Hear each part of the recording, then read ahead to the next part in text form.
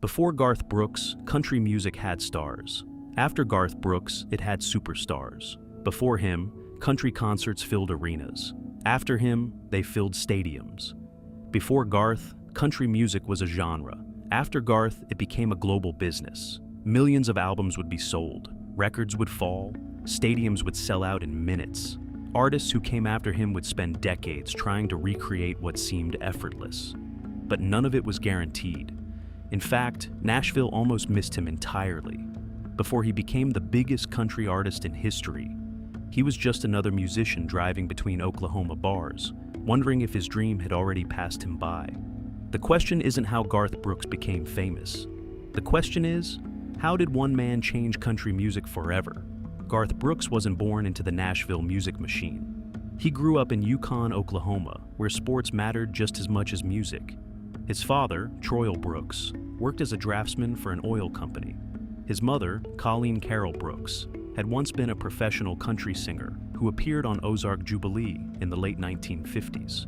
Music filled their home, but so did competition. Every week, the Brooks family held informal talent nights. Everyone had to perform. Nobody was allowed to simply watch. For Garth, the stage wasn't something mysterious. It was just part of growing up.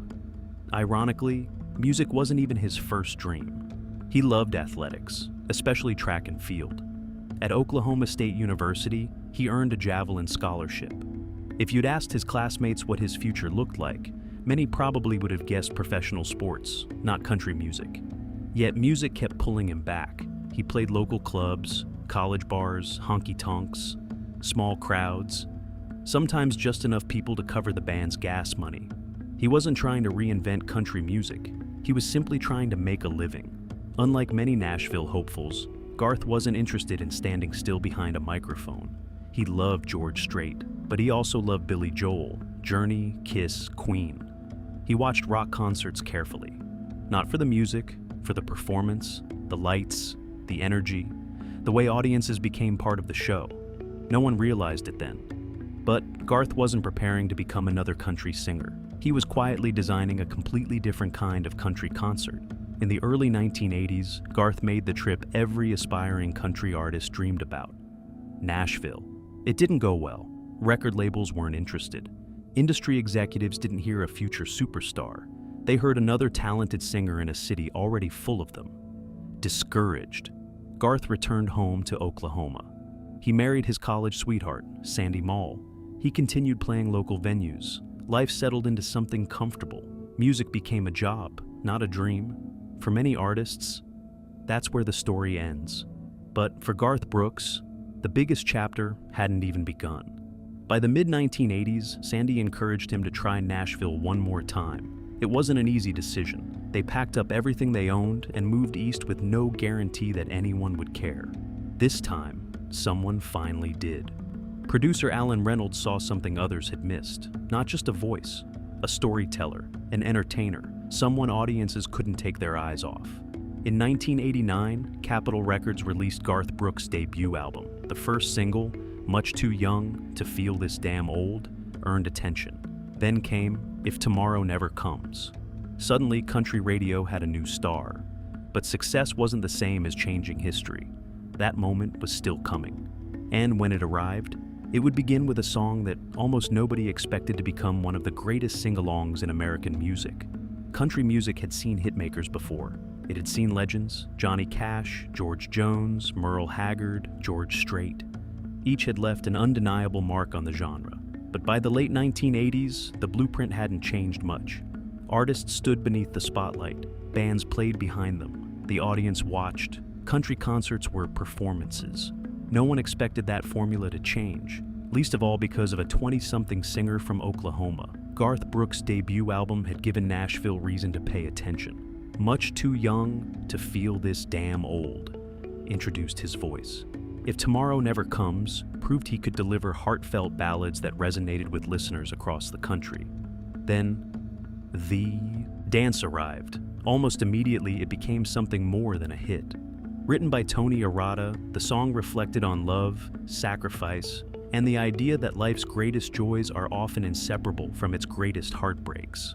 For many fans, it became deeply personal. For Garth, it would remain the most meaningful song he ever recorded. Years later, he would say that if people only remembered one of his songs, he hoped it would be The Dance. Ironically, it wouldn't be, because another song was quietly waiting in the wings, one that sounded almost too simple to become a phenomenon. The song had been written several years earlier by songwriters Earl Bud Lee and Dwayne Blackwell. According to the story often told in Nashville, the idea came after Blackwell misheard a phrase while out with friends. Instead of "friends in low places," he thought he heard "friends in low faces." That misunderstanding sparked a playful conversation, and eventually, one of country music's most recognizable choruses. The song bounced around Music Row for years. Several artists passed on it.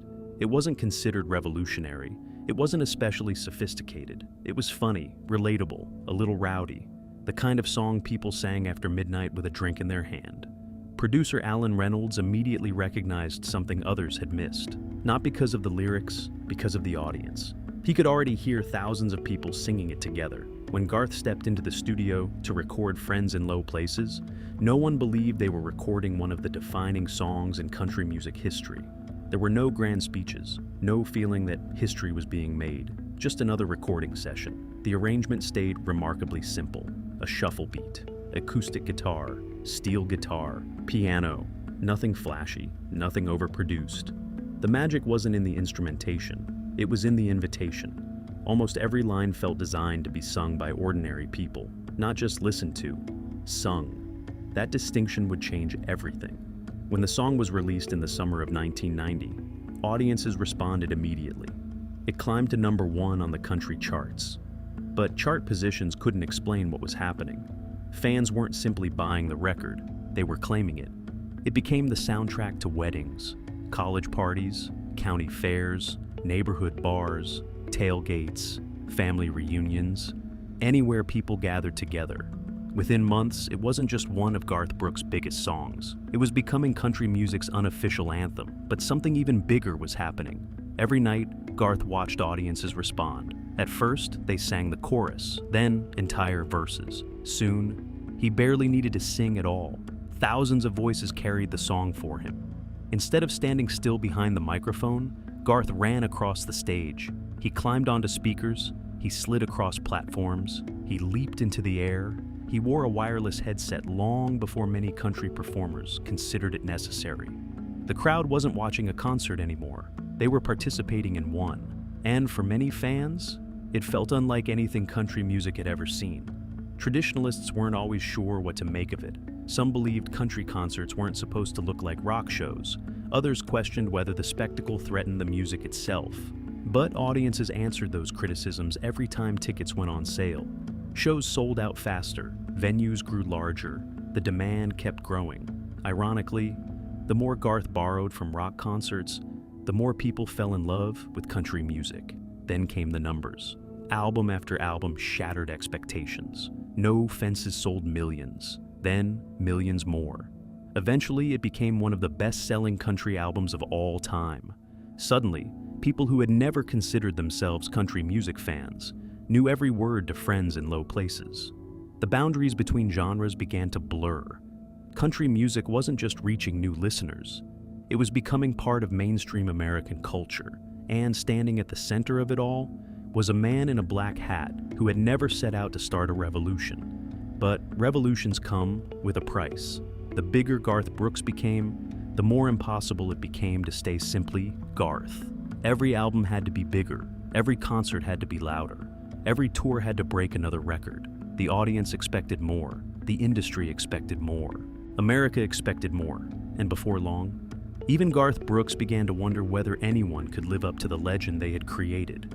By the early 1990s, Garth Brooks wasn't just the biggest name in country music. He had become one of the biggest entertainers in the world. Every new album debuted at the top of the charts. Every tour sold out. Every city wanted more dates than he could possibly play. It seemed as though there was no ceiling left to break.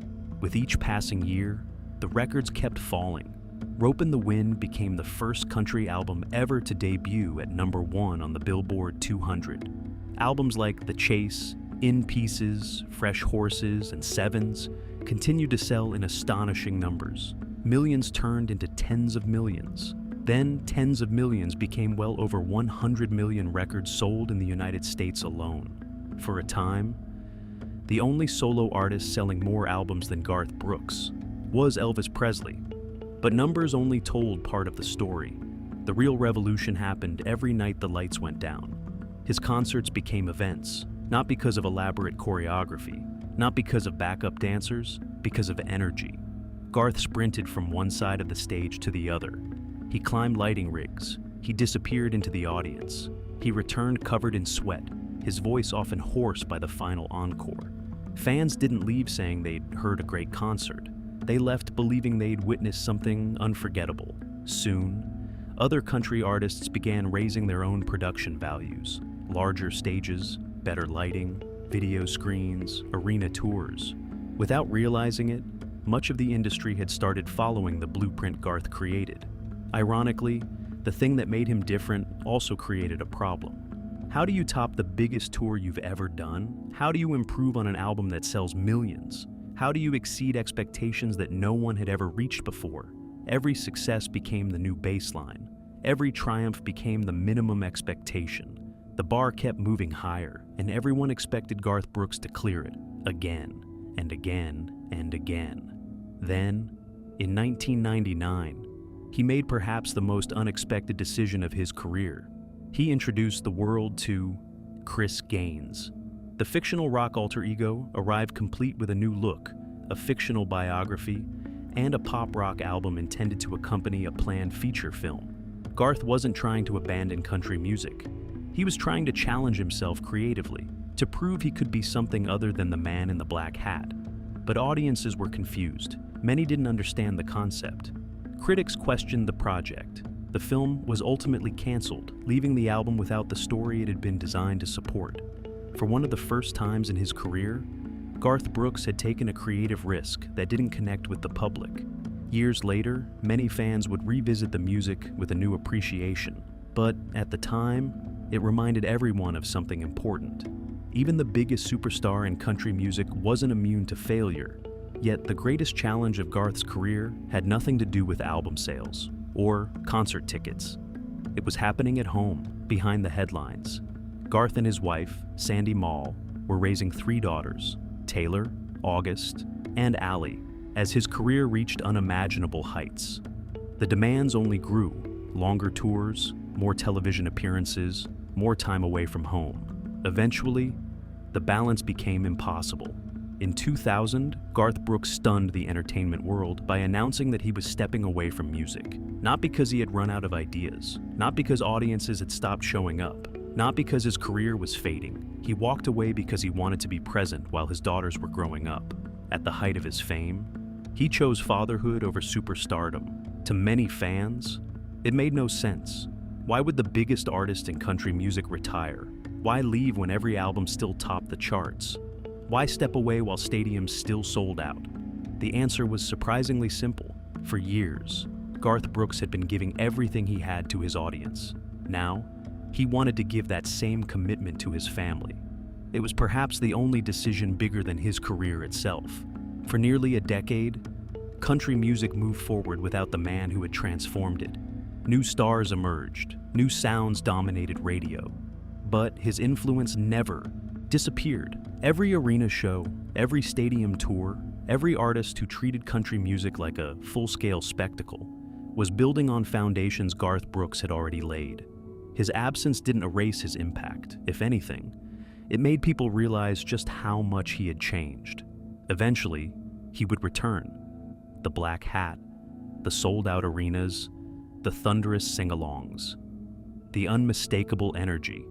It was all still there, because legends can retire, but revolutions don't.